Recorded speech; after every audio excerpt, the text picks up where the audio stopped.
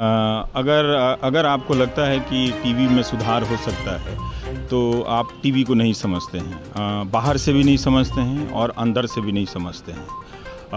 जो बातें अतुल जी मैंने कही है वो किसी प्रतिक्रिया में नहीं कही है। इसमें मैं बहुत काम करता हूँ और मुझे और दूसरे एंकर का पता नहीं है, पर मैं सुबह 7 बजे से लेकर 12 बजे तक काम करता हूँ और मैं दिखा सकता हूँ। तो काम करते हुए ये मेरा अपना अनुभव है कि न्यूज़ चैनल भारत के लोकतंत्र को बर्बाद कर रहे हैं, वो बर्बाद कर चुके हैं। लोकतंत्र में लोक व्यवस्था एक चीज़ होती है और वो लोक व्यवस्था कैसे बनती है, एक जिम्मेदार सूचनाओं से। उन सब को तो कब का दफन कर दिया गया है और अब वो इस स्तर पर जा चुका है कि लोग घिर गए हैं। लोग न्यूज़ चैनलों की बनाई हुई धारणा की दीवार से बाहर निकलकर सोच नहीं पा रहे हैं। तो एक तरह से कमज़ोर लोगों को न्यूज़ चैनलों ने बनाया है। अगर आपकी वफादारी ज़रा भी भारत के डेमोक्रेसी के प्रति है तो आपको न्यूज़ चैनल नहीं देखना चाहिए। इसको लेके इमोशनल होने की कोई ज़रूरत नहीं है। मैं कोई सिनिकल बात नहीं कह रहा हूँ, मैं सारे चैनलों को खोल खोल के बता सकता हूँ कि क्या एजेंडा, क्या प्रोपेगेंडा चल रहा है और ये जो चल रहा है बहुत ही ख़तरनाक है। इसमें कोई किसी प्रकार की सूचना नहीं है। जो सवाल हैं वो सरकार की तरफ के सवाल हैं, वो प्रधानमंत्री को सूट करने वाले सवाल हैं।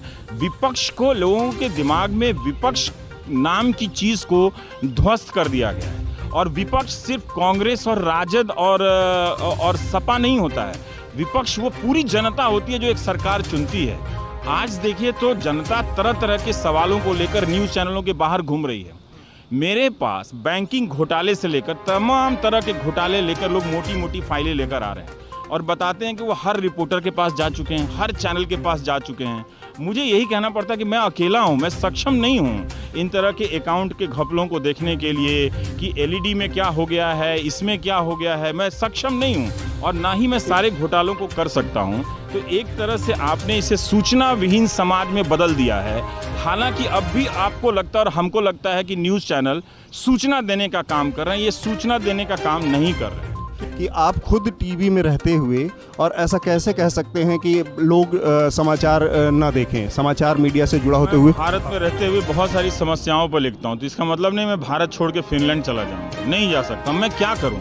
मुझे टीवी में काम करते हुए ही ये बात समझ में आई है कि टेलीविज़न जो है मूलतः एंटी पीपल माध्यम है। जब मैं इससे काम कर रहा था इसमें तो मुझे लग रहा था कि टेलीविज़न प्रो पीपल माध्यम, ये लोगों को मजबूत करता है, लेकिन उसी माध्यम का अब इस्तेमाल जो हो रहा है वो लोगों को कमज़ोर करने में हो रहा है और हो रहा है। अतुल जी 3-3 महीने आप फिल्मों पे डिबेट कर रहे हैं, उन्हीं सेना के बेहतरीन अफसरों को बुलाकर मैंने उनसे भी अपील की है कि आप ऐसे मंच पर कैसे जाते हैं और क्यों उसको जस्टिफाई कर रहे हैं जहाँ पे सांप्रदायिकता को हवाला दिया जा रहा है, जहाँ पर प्रोपेगेंडा हो रहा है। मैं तो बीजेपी के समर्थकों से भी अपील करता हूँ कि क्या नरेंद्र मोदी को पसंद करने के लिए ये ज़रूरी शर्त है कि भारत की मीडिया को ख़त्म कर दिया जाए?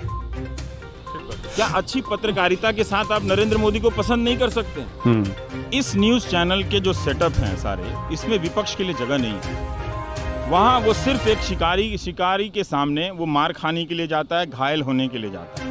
सारे सवाल उनके होते हैं। नरेंद्र मोदी की लोकप्रियता हर दिन की गिनी जा रही है, 12 तारीख की गिनी जा रही है, 17 तारीख की गिनी जा रही है, 14 तारीख की गिनी जा रही है और सारे सवाल जो है वो बीजेपी की तरफ से हो रहे हैं और सारा सेटअप है। स्क्रीन पे विपक्ष का आदमी बैठा है तो आप एक दर्शक के तौर पे सोचते हैं कि सब कुछ संतुलित है, लेकिन जो स्क्रीन पे लिखा हुआ आता है, जो उसका सबसे बड़ा हिस्सा है जिसको आप लगातार देख रहे हैं, उसमें न्यूज़ चैनल अपनी तरफ से कोई होमवर्क नहीं कर रहे हैं। वो ऐसा नहीं है कि उनको पता नहीं है, वो तो एक गूगल करने से निकल आता है। वो इसलिए नहीं कर रहे हैं कि वो ये खतरा मोल नहीं लेना चाहते, वो सब प्रवक्ता पे छोड़ रहे हैं। वो किसी सवाल को काउंटर सवाल में नहीं रखते और एक तरह से वो एक गैर बराबरी का बहस करा रहे हैं। विपक्ष इस मुगालते में है कि उसे ये न्यूज़ चैनल वाले थोड़ी सी जगह दे देंगे।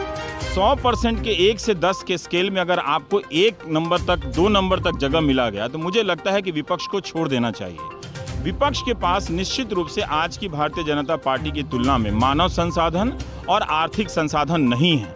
बीजेपी ने इसी 5 साल में कई 100 जिलों में, मतलब कई जिलों का तो हमने ही देखा है, और नए मुख्यालय बनाए हैं। ठीक है, नए नए मुख्यालय बनाए हैं तो उनके पास काफ़ी संसाधन है, कई तरह के संगठन है, विपक्ष के पास नहीं है। तो ऐसे में और विपक्ष के पास भी सत्ता पक्ष की तरह पूर्व में अर्जित की गई बहुत सारी अनैतिकताएं हैं, अपराध कर्म है, पाप भी है ना।